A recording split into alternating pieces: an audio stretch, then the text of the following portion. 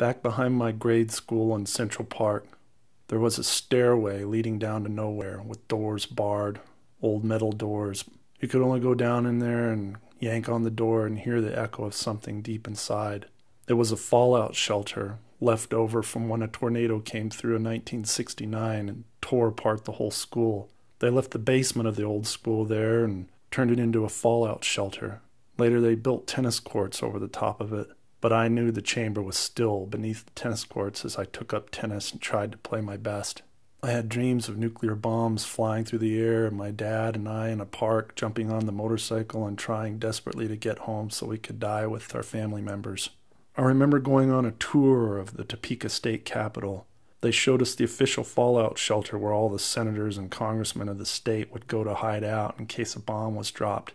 They opened up huge metal doors.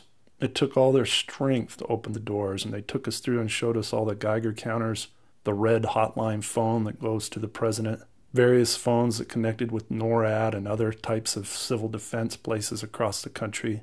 The place was full of food and civil defense canisters and water, clocks on springs so that when the nuclear bomb hits, there'd still be a clock. Knowing what time it is, they said, preserved people's sanity. I remember seeing a map and noticing that Oklahoma was the center target of what the Soviet Union would surely bomb with hundreds of nuclear bombs. There was a circle radiating out from this red circle, plenty of red circles across the United States, but this one was huge. I noticed that Topeka, Kansas was dotted on that map and was neatly encircled by this giant red zone of destruction. I could see that there would be no hope for us on the day after.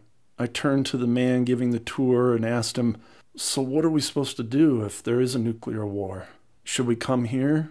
He looked at me with consternation. "No, kid, you don't come here. This is only for the senators and the congressmen."